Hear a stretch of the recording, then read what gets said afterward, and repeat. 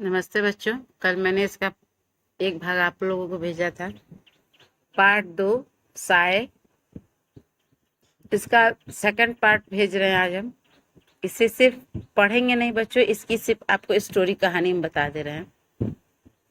अज्जू जब बड़ा हो जाता है तो वह इंजीनियर बन जाता है पढ़ करके, और आगे की जो पढ़ाई है वह पूरी जब कर लेता है तो वह अपने पिताजी से मिलने के लिए वह नैरोबी जाता है।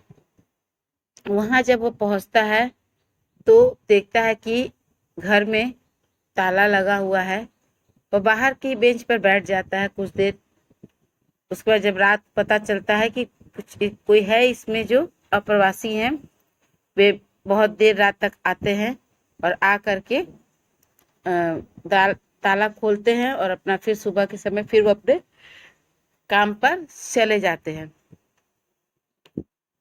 तो अज्जू जो जब वहां विदेश जाता है तो वहां पर वह उस बेंच पे बैठ कर इंतजार करता है। जब रात होती है तो वह एक वृद्ध आते हैं और वे उसे घर में लेकर के जाते हैं दरवाजा खोलकर।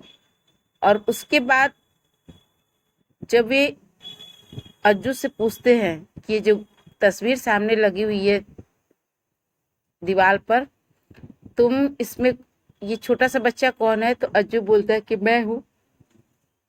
उस समय वह वृद्ध व्यक्ति जो है बहुत खुश होते हैं और उसे अपने गले से लगा लेते हैं और तब उसे उसके पिता के बारे में सारी कहानी बताते हैं कि वे उसके पिताजी के दोस्त थे। उनके पिताजी ने ही उनको हिंदुस्तान से यहाँ बुलाया था और बड़ी लगन से काम सिखा करके उन्हें जो है एक अच्छे कारोबारी के रूप में आगे लेकर के वे चले थे।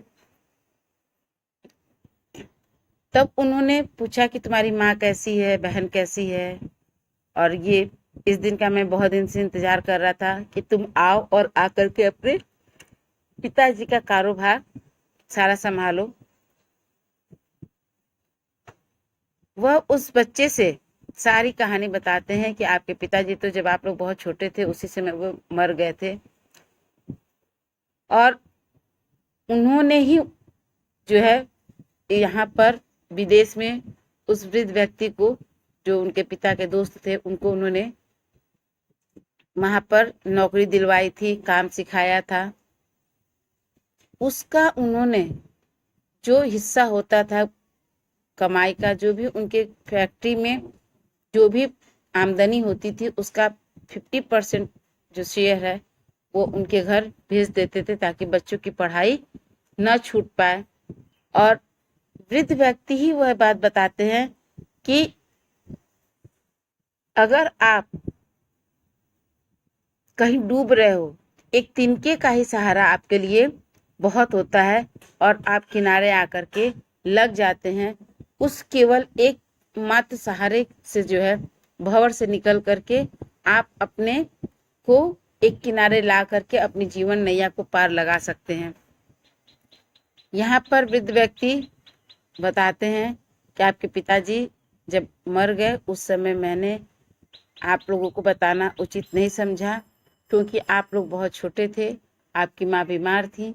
अगर उस समय बता देता तो हो सकता था कि आपका परिवार बिखर जाता, टूट जाता और आप लोग आगे नहीं बढ़ पाते। बच्चों, इस तरह से उस वृद्ध व्यक्ति ने अज्जू के परिवार को संभाल करके आगे तक ले जा करके उनके परिवार को एक अच्छे मुकाम पर पहुंचाया। बच्चों, अच्छे दोस्तों की जो पहचान होती है बुरे समय में ही होती है। अगर आप किसी के भी सच्चे मित्र बनो तो ध्यान रखना कि आप उसके लिए अपना सर्वस्व, सब कुछ जो भी आपसे बन पड़ता है अपने मित्र के लिए करिए और उसे उस भंवर जाल से बाहर निकालिए। धन्यवाद बच्चों, ये पाठ पूरा हुआ। आप इसका 2 मिनट का ऑडियो बना करके भेजेंगे। धन्यवाद।